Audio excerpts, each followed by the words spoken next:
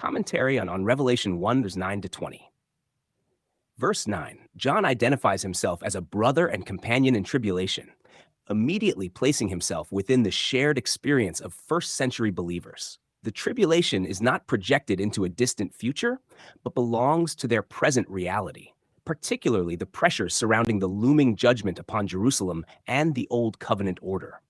Being on the island of Patmos for the Word of God reflects not exile in a modern penal sense necessarily, but separation due to faithful testimony. The kingdom and patience of Jesus Christ shows that the reign of Christ was already inaugurated, though its full manifestation, in terms of covenantal transition, was nearing its climactic revelation.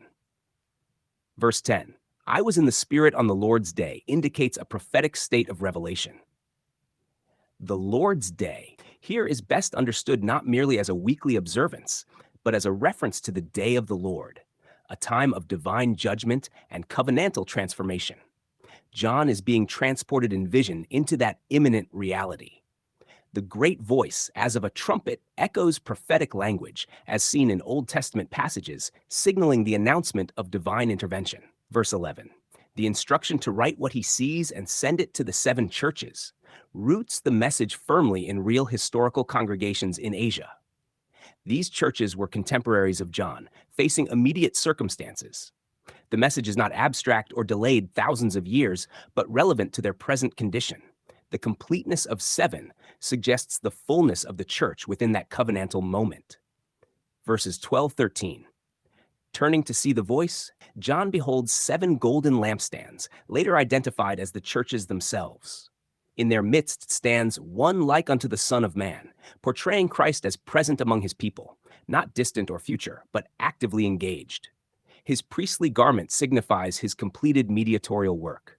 He is not preparing to atone, but stands as the one who already accomplished redemption and now walks among his covenant community.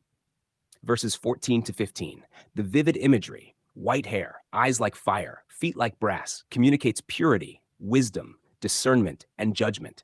These are not merely symbolic traits, but reflect Christ's authority in evaluating and bringing an end to the old covenant system.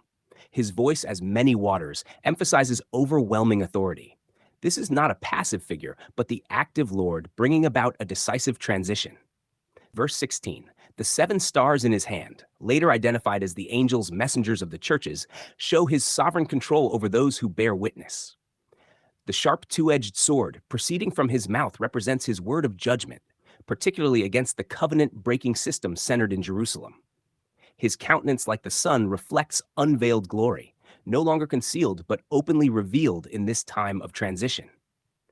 Verse 17, John falls as dead, a typical response to divine revelation. Yet Christ's words, fear not, shift the tone from terror to assurance. The declaration, I am the first and the last, affirms his eternal authority over all redemptive history. What is unfolding is not chaotic, but governed by the one who encompasses beginning and end. Verse 18, I am he that liveth and was dead, and behold, I am alive forevermore. This centers everything in the finished work of Christ. Death has already been conquered. The possession of the keys of hell and of death signifies authority already secured, not something awaiting fulfillment.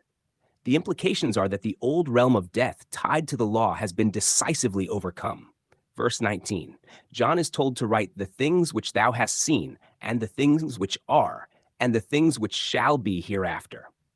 The phrase hereafter, or about to take place, indicates imminence. The unfolding events are not remote, but near to John's own time. This reinforces that the vision pertains to the transition from old covenant to new, culminating in the judgment that would soon occur. Verse 20, the mystery of the stars and lampstands is explained. The stars are the messengers, and the lampstands are the churches. Christ's presence among them confirms that he is not waiting to establish his kingdom. He is already reigning in the midst of his people. The focus is relational and covenantal, not speculative or futuristic. Summary insight.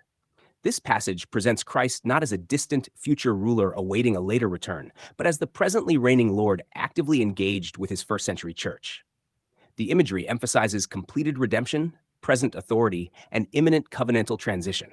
The tribulation and day of the Lord belong to their generation, culminating in the decisive end of the old covenant order and the full unveiling of what had already been accomplished through Christ.